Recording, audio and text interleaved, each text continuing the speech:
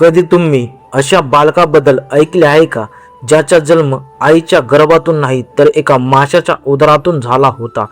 एक असा बालयोगी ज्याने जन्म घेण्यापूर्वीच गर्भात असतानाच ते दिव्य महामंत्र ऐकले, ज्याच्या प्राप्तीसाठी देवता सुद्धा युगानुयुगे तप करतात. आणि एखादा मनुष्य 12 वर्ष अन्न पाण्याविना केवळ हाडाचा सांगडा बनूनही जिवंत राहू शकतो का?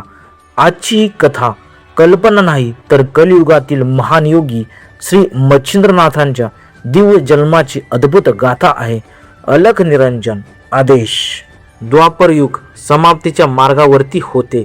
द्वारकेची सुवर्णनगरी तेजाने झळकळत होती, परंतु भगवान श्रीकृष्णाच्या मुखावर चिंता स्पष्ट दिसत होती. त्यांना माहीत होते की आता कलियुगाचा प्रारंभ होणार होता. श्रीकृष्णाने त्वरित नवनारायणांना बोलावले. सर्व ऋषी समोर आल्यानंतर भगवान म्हणाले, तुम्हाला पुन्हा पृथ्वीवरती अवतार घ्यावा लागेल, परंतु यावेळी तुमचा जन्म सामान्य पद्धतीने होणार नाही. तुम्ही अयोजनीय रूपाने अवतार घ्याल. हे ऐकून सर्व ऋषी आश्चर्यचकित झाले. ते म्हणाले, प्रभू, आईच्या गर्भाशिवाय जन्म कसा संभव आहे? तेव्हा श्रीकृष्ण स्मित हास्य करत म्हणाले, पूर्वी ऋषींचे दिव्य तेज पृथ्वी, जल आणि अग्नीमध्ये सुरक्षित झाले आहे. कवी नारायणाचे तेज आजही यमुनेतील एका माशामध्ये विद्यमान आहे. तुम्ही त्या माशाच्या गर्भात प्रवेश करा आणि मच्छिंद्रनाथ बनून मानव जातीला योग आणि भक्तीचा मार्ग दाखवा. यमुनेचा किनारा पूर्ण शांत होता. अचानक 2 दिव्य तेजस्वी मूर्ती तेथे प्रकट झाल्या. स्वतः भगवान महादेव आणि माता पार्वती. माता पार्वतीची एक इच्छा होती, त्यांना संजीवनी मंत्र जाणून घ्यायचा होता. महादेव म्हणाले, उमे, हा मंत्र अत्यंत गुप्त आहे. तो अशा ठिकाणी सांगावा लागतो जेथे पक्षी सुद्धा पंख हलवू शकणार नाही.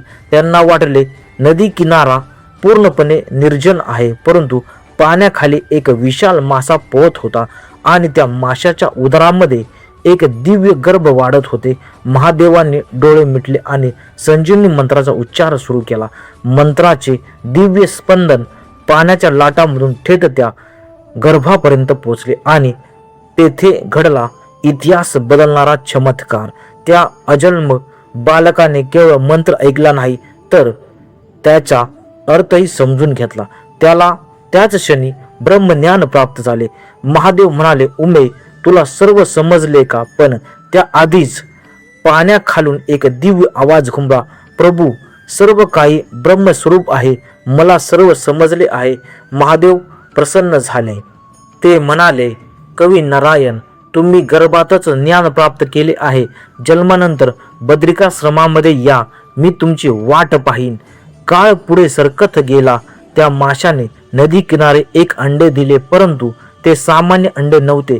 ते वज्रासारखे कठीण होते आणि जेव्हा ते फुटले तेव्हा त्यातून एक तेजस्वी बालक प्रकट झाले. त्यांच्या रडण्याचा आवाज मेघगर्जनासारखा होता. तेवढ्यात कामिक नावाचा एक मच्छीमाराने त्या बालकाला पाहिले. त्याने प्रेमाने त्याला आपल्या घरी आणले आणि पुत्राप्रमाणे वाढवले. 5 वर्षापूर्वी सर्व काही सुरळीत चालले, परंतु एक दिवस कामिक त्या मच्छीमारासाठी घेऊन गेला. जाळे बाहेर आले आणि असंख्य मासे तडफडू लागले. हे पाहून बालकाच्या डोळ्यात अश्रू आले. तो म्हणाला, माझा जन्म माशाच्या उदरातून झाला आहे. हे मासे माझेच नातेवाईक आहेत. हे माझे मात्र कुळ आहे. कामिक दुःखी झाला. तो म्हणाला, बाळा, हीच आमची उपजीविका आहे.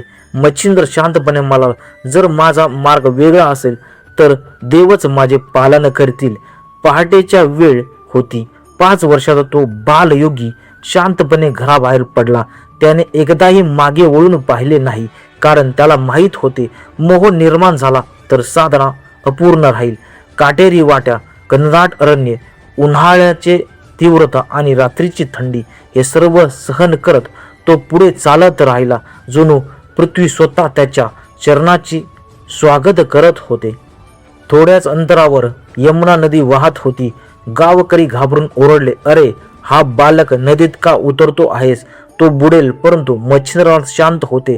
ते हळूहळू पाण्यात उतरले आणि सुरक्षितपणे दुसऱ्या किनाऱ्यावरती पोहोचले. लोकांनी विचारले, हे कसं शक्य आहे? ते उतरले, जेव्हा मन शांत असते तेव्हा बाहेरचा कोलाहल नाहीसा होतो. जीव बाहेरच्या वादळामध्ये घाबरतो, तो अंतर्मनातील शांतता कधी शोधणार?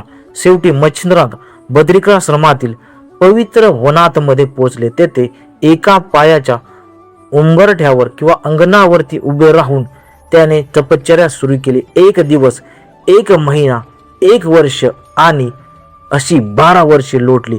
अन्न नाही, पाणी नाही, फक्त प्राणवायू आणि अखंड ध्यान. जंगलातील किडे मुंग्यांनी त्यांच्या शरीराचे मांस खाऊन टाकले. आता तेथे एका हाडाचा सांगडा उभा होता, पण त्या सांगड्यामध्ये जीवन अजूनही धडधडत होते. ध्यान अजूनही अखंड सुरू होते. आणि मग एक दिवस त्या पवित्र वनामध्ये भगवान दत्तात्रेय आणि स्वयं महादेव प्रकट झाले. दत्तात्रेय म्हणाले, महादेव पहा. आपल्या परम भक्ताला महादेवाच्या डोळ्यात करुणा भरली.